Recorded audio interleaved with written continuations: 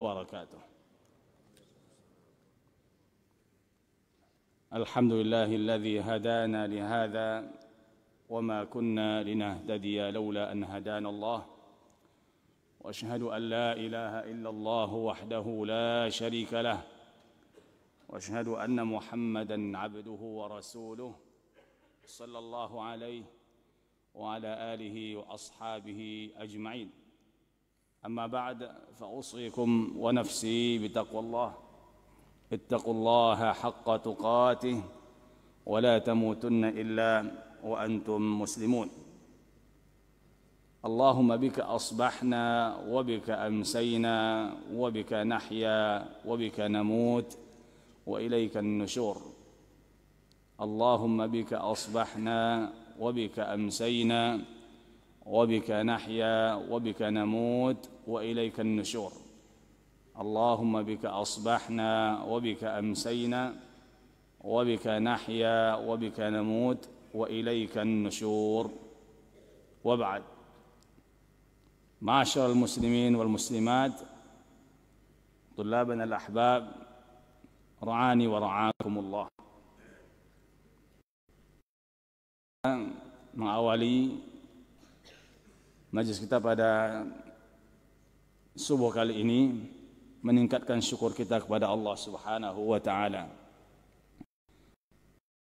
Allah yang telah memberikan kepada kita nikmat yang sangat besar, nikmat yang sangat banyak, nikmat yang tak terhingga, siang dan malam, nikmat yang zahir dan yang batin, nikmat iman dan Islam, nikmat yang kalau kita berusaha untuk menghitungnya, pasti kita tidak bisa menghitungnya. Karena nikmat Allah Subhanahu wa Ta'ala sangat luas, sangat banyak kepada kita. Allah menyebutkan dalam Al-Quran, "Alam tarau anna Allah sakhara lakum ma fis samawati wa ma fil ard wa asbagha alaikum ni'amahu zahiratan wa batinah."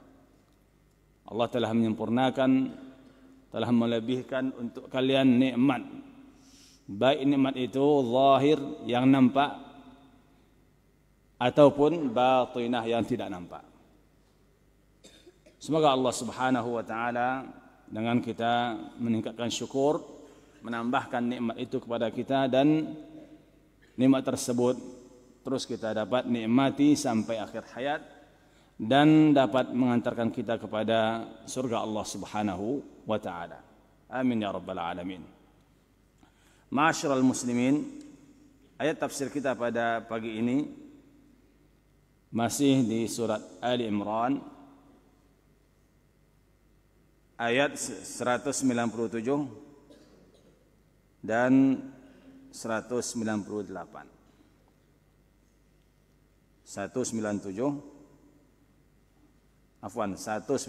sampai 198. 196 sampai 198. Seperti biasa kaum muslimin, saya bacakan dulu ayat-ayatnya. A'udzu billahi minasy syaithanir rajim. لا يغرنك تقلب الذين كفروا في البلاد متاع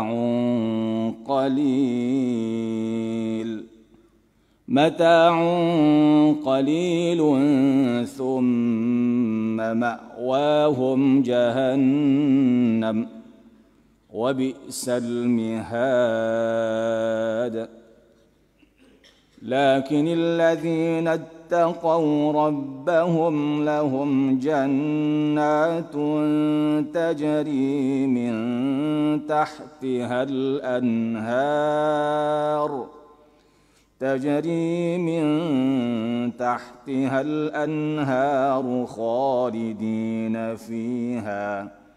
خالدين فيها نزلا من عند الله وَمَا عِندَ اللَّهِ خَيْرٌ لِلْأَبْرَارِ. Inilah kaum muslimin yang akan kita bahas pada pagi ini. Alhamdulillah banyak dari antum-antum sudah hafal ya, dan mungkin sudah lancar dan kokoh pada ayat-ayat ini. Baik, bismillah. Qala subhanah, artinya la yaghurrannaka taqallubul ladzina kafaru. Janganlah engkau terpedaya, tertipu. Taqallubul ladzina kafaru, perpindahan-perpindahan, pekerjaan-pekerjaan, berpindahnya dari satu tempat ke tempat lainnya, orang-orang yang tidak beriman kepada Allah Subhanahu wa taala. Fil bilad, di bumi ini, di dunia ini, di tempat tinggalmu. Jadi Allah Subhanahu wa taala melarang kita atau mewanti-wanti kita agar kita jangan terlalu mengagungkan, apalagi sampai tertipu. Perbuatan-perbuatan yang dilakukan oleh orang-orang yang tidak beriman kepada Allah di dunia ini dalam mencari rezeki, dalam mengumpulkan apa yang mereka dapatkan dari perkara duniawi, baik itu kekuasaan ataupun harta. Jangan sampai kalian tertipu, jangan sampai kalian terkagum-kagum. Kenapa? Mata'un qalil. Kenapa itu tidak boleh seorang mukmin mengaguminya, apalagi sampai terpedaya? Mata'un qalil itu hanyalah kesenangan yang sebentar. Apa yang mereka dapatkan, apa yang mereka miliki, hanyalah qalil, mata', kesenangan. Kalau dikatakan itu kesenangan, dia berupa kesenangan tapi qalil, sangat sedikit, sebentar. Thumma ma'wahum jahannam. Setelah itu, setelahnya ma'wahum jahannam, mereka akan dikembalikan. Tempat mereka jahannam, neraka jahannam. Wa bi'sal mihad, dan alangkah buruknya neraka jahannam itu, mihad, firash, sebagai tempat duduk. Ini firash, masjid ini firash, atau bisa tempat tinggal.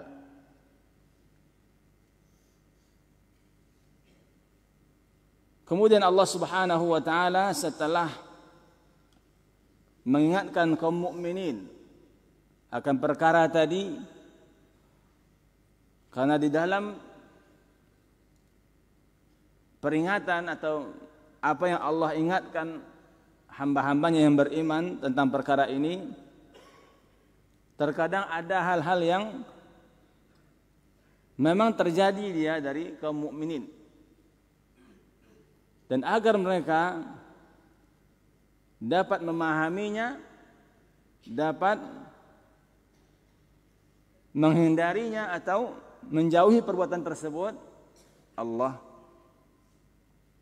tambahkan atau Allah beri mereka nasihat dari hal lain atau atau akan hal lain yang dapat membuat mereka jadi paham, bisa memahami nilai-nilai yang tadi disampaikan pada atau pada 2 ayat sebelumnya.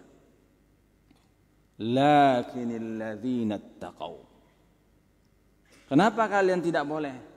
Jangan sampai tertipu, terpedaya, terkagum-kagum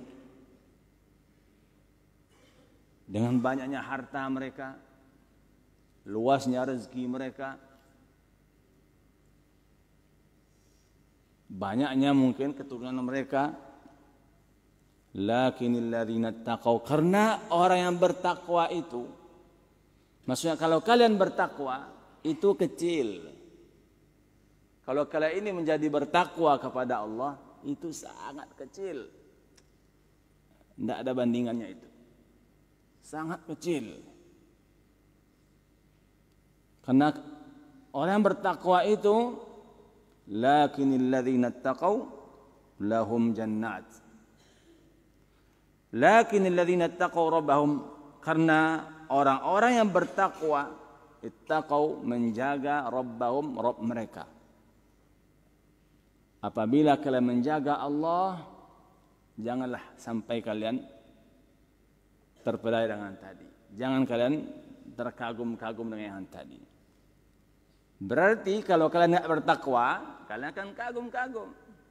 Kalau kalian tidak menjadi orang yang beriman dengan iman yang sebenarnya, maka kalian akan terpedaya, terkagum-kagum, terpesona. Ya betul bahasa terpesona. Ini ya kalau kurang pas, tolong dipahami dengan makna-makna yang lain. Jangan terlena. Berarti kalau kalian tidak bertakwa, kalian akan terlena. Karena orang bertakwa tidak terlena dia. Kenapa? Lahum jannat. Ada yang jauh lebih besar daripada itu.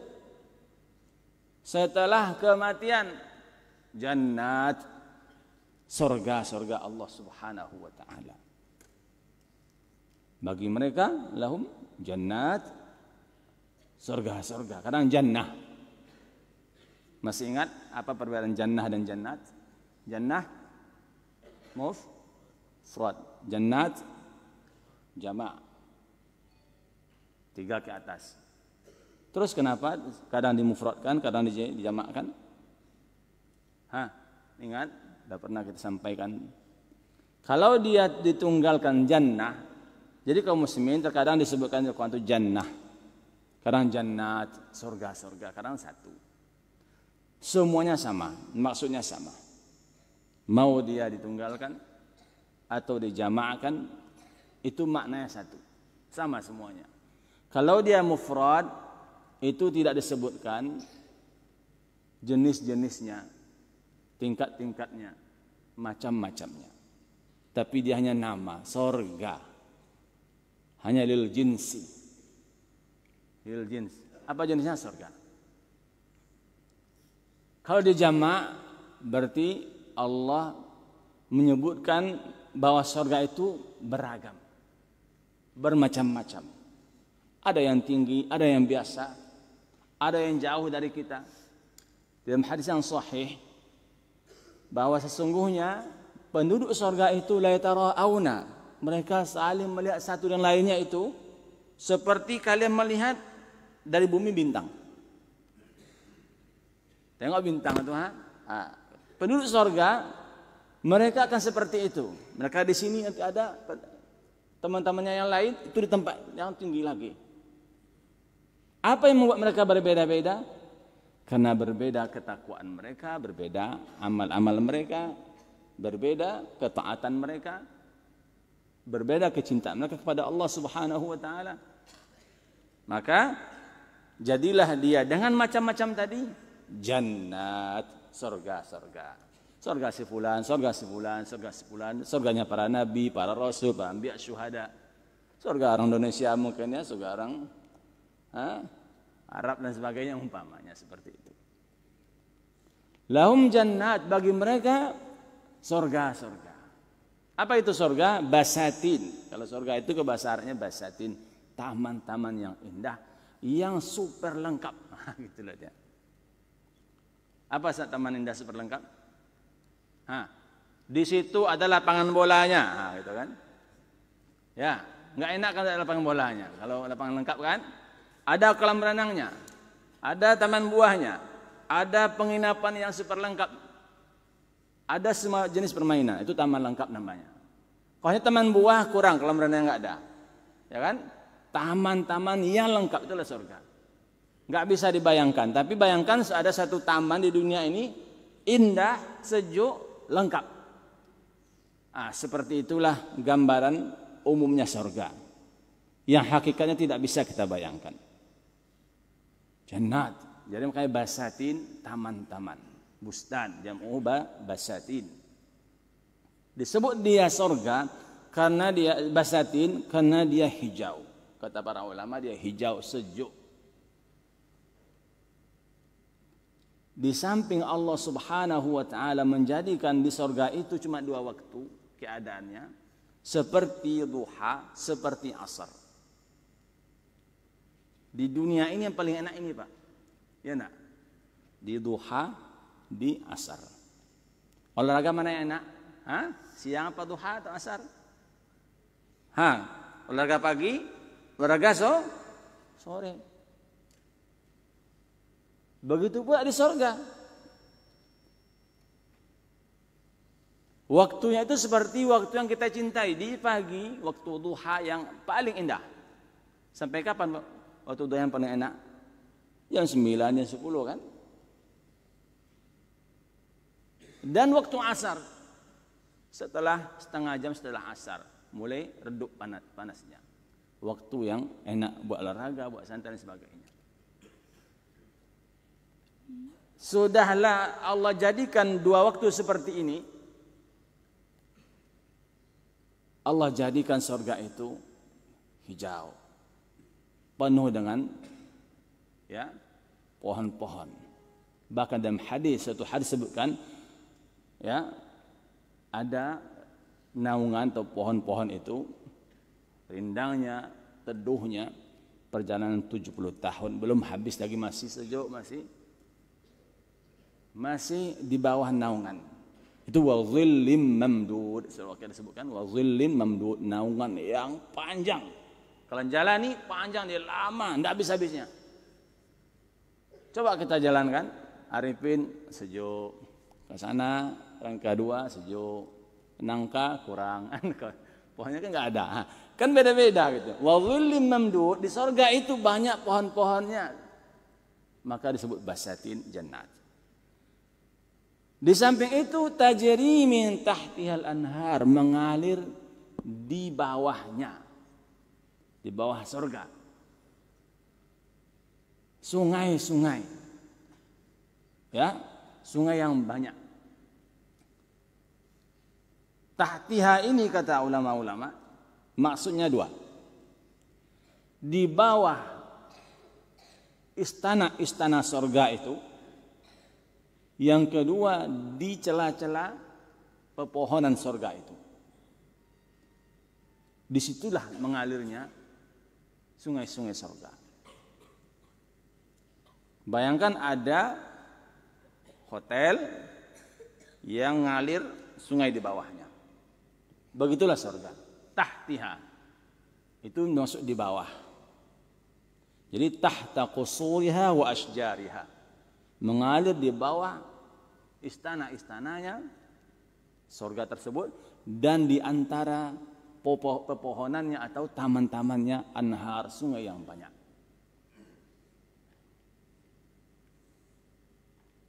Ini menunjukkan kaum muslimin sempurnanya nikmat yang didapatkan oleh penduduk surga. Sudahlah sejuk, lengkap dengan air.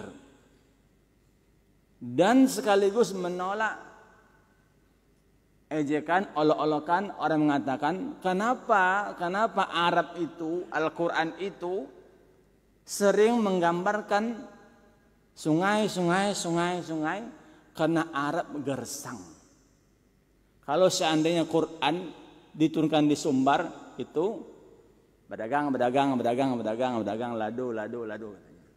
Nah, ini kan tidak benar ini Pak. Siapa yang bilang Arab gersang? Itu Mekah iya. Arab itu bukan Mekah, Madinah saja. Quran itu turun di Mekah dan di Madinah. Tetapi Allah menyebutkan tabiat kita. Kembali ke cerita yang menarik lagi. Dubai kan? Dubai kan topnya hotel-hotel kan? Apa hotel tertinggi di Dubai? Sebulan Burj Khalifah kan? Hampir 1000 meter ke atas kan? Setengahnya di awan. Menginap satu malam 1 miliar. Satu cangkir kopi 100 juta.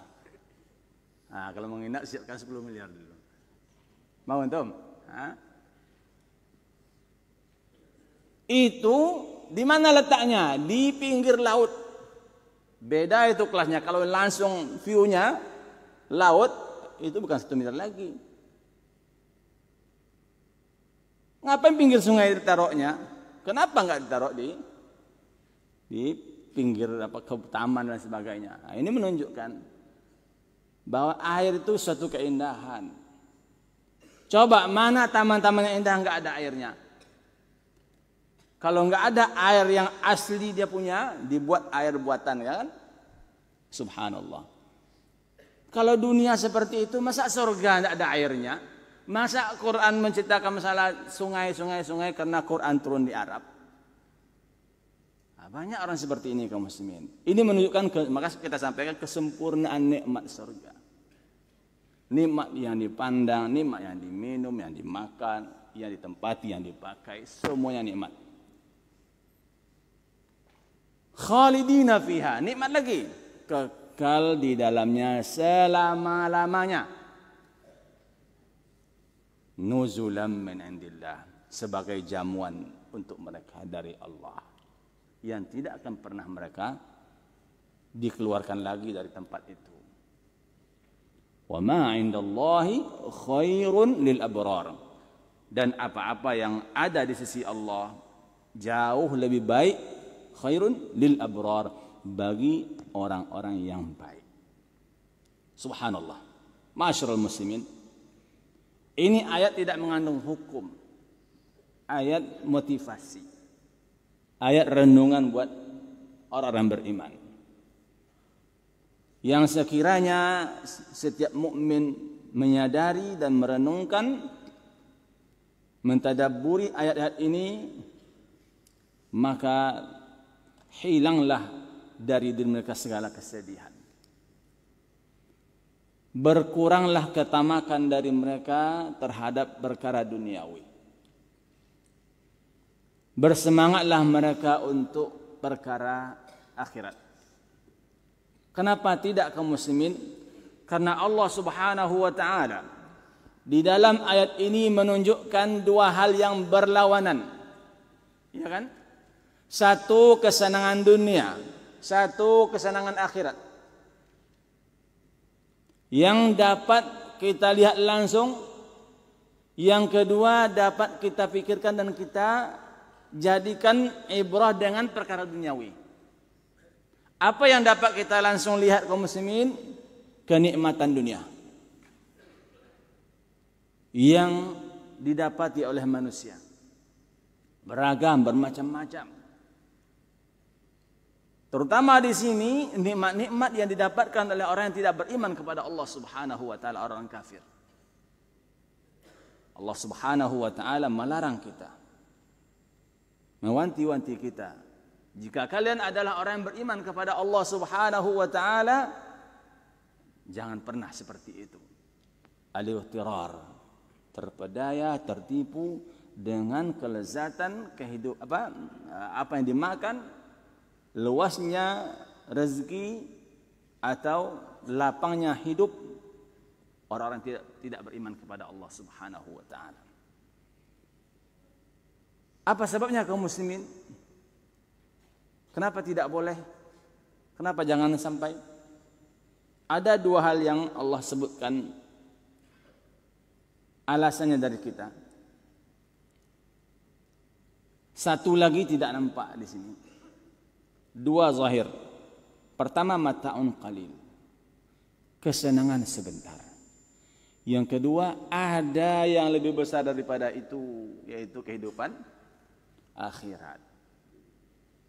Ini dua hal yang hendaknya dapat menenangkan kaum mukminin, orang-orang beriman ketika berada di kehidupan dunia ini.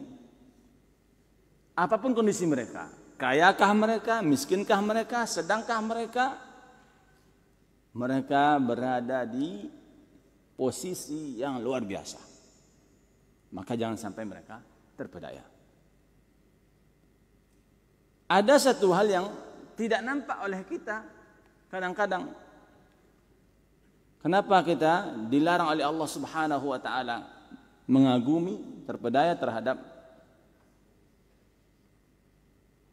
pekerjaan-pekerjaan, penghasilan-penghasilan, usaha-usaha. Sebentar terbang ke sana, terbang ke sana, terbang ke sana dan sebagainya. Ini namanya taqallub ya, taqallub itu berpindah-pindah. Karena mereka yang tidak beriman kepada Allah Subhanahu wa taala, dari harta-harta yang mereka dapatkan banyak pelanggaran-pelanggaran. Banyak hal-hal yang Allah tidak ridhai. Maka dia dapat banyak.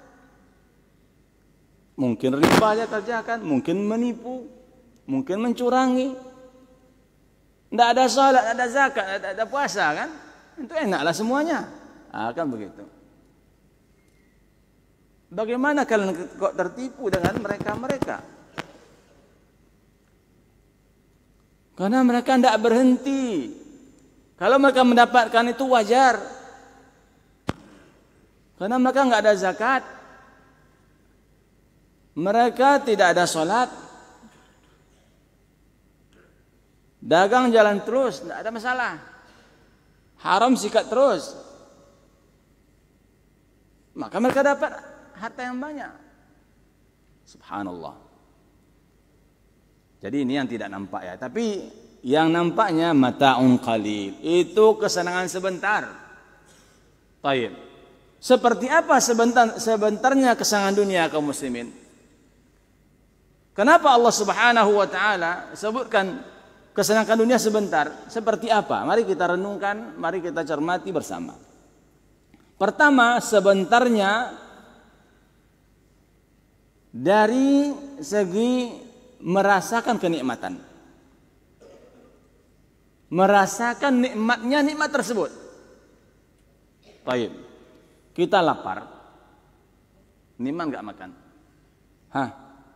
Sampai di mana nikmatnya? Sampai kenyang. Satu, sampai kenyang. Kalau sudah kenyang diajak makan masih mau? Tidak mau. Berarti sebentar.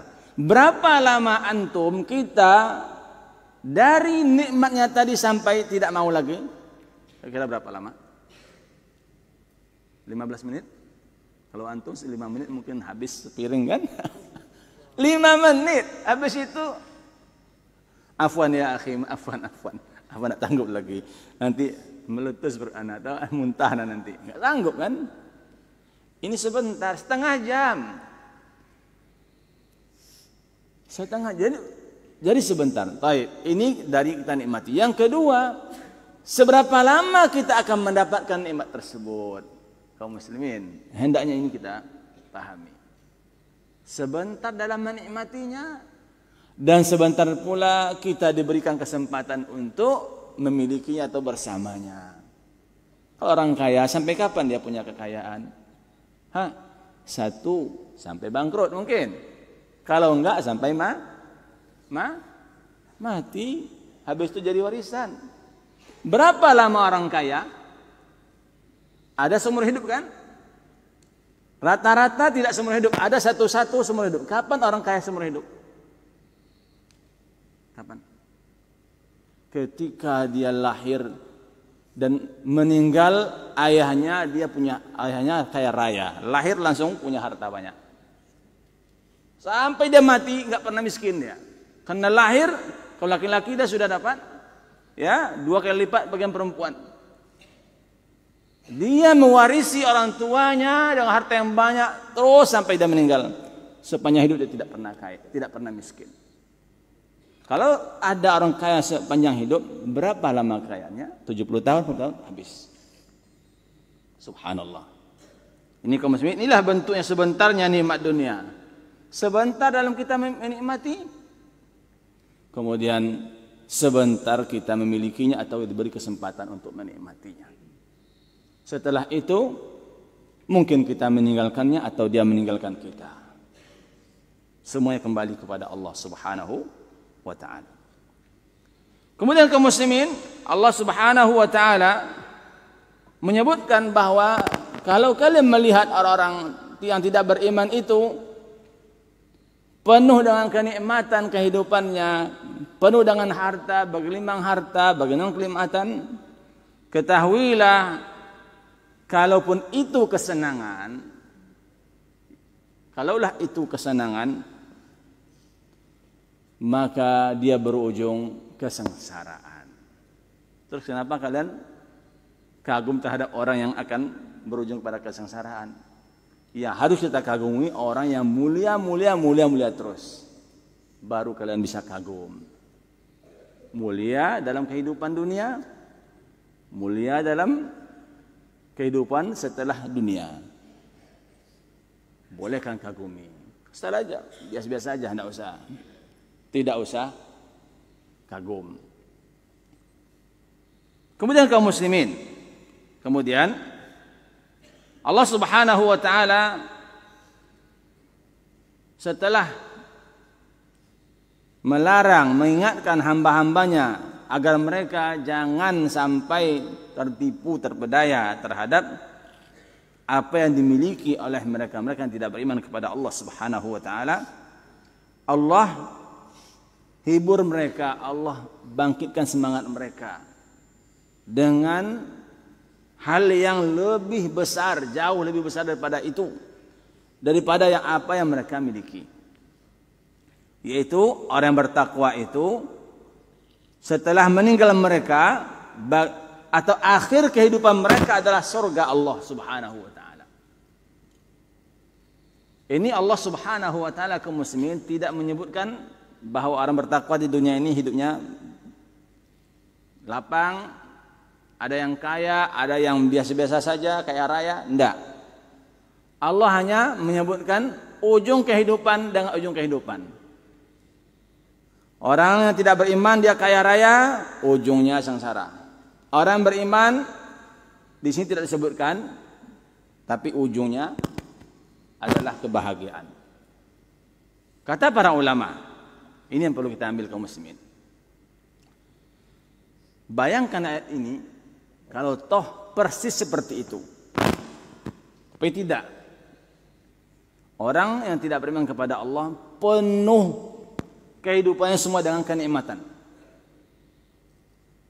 Penuh kehidupannya semua dengan kenikmatan, diakhiri dengan kesengsaraan. Orang yang beriman penuh dengan kesengsaraan. Sepanjang hidup sengsara aja. Sempit aja hidupnya, tapi dia tetap menjadi orang beriman kepada Allah Subhanahu wa ta'ala, bertakwa kepada Allah, taat dan seterusnya. Di akhirnya adalah kebahagiaan. Mana yang kalian pilih? Mana mau dipilih? Orang yang hidupnya mewah atau bahagia diakhiri sengsara. Sengsara, bahagia. Pilih yang mana? Sengsara membawa nikmat kebahagiaan, itu yang kita pilih. Bagaimana kalau sekiranya atau Allah telah memberikan nikmat yang banyak kepada kita? Ini dua misal yang kita adu. Kalaulah orang beriman ini semua mereka Allah sempitkan hidupnya di dunia, Allah uji mereka karena mereka beriman, tidak dilapangkan hidup dunianya, tetapi setelah meninggalnya dia dimuliakan, dia masuk surga yang tidak ada habis-habisnya, kenikmatannya terus abadi. Tidakkah cukup bagi orang beriman itu sebagai hiburan? Telah dihibur mereka dari perkara tersebut? Tidakkah cukup bagi mereka untuk bersungguh-sungguh dalam mentaati Allah Subhanahu wa ta'ala? Tidakkah cukup bagi mereka menghilangkan rasa kesedihan Karena mereka pasti bahagia di akhirat, pasti Pak. Tinggal kita mau enggak, kita siap enggak? Udah pasti. Allah tidak akan pernah memungkiri janjinya dan tidak pernah. Kata ulama, bagaimana sekiranya Allah telah melapangkan hidup untuk kalian. Allah telah berikan kepada kalian nikmat-nikmat yang banyak.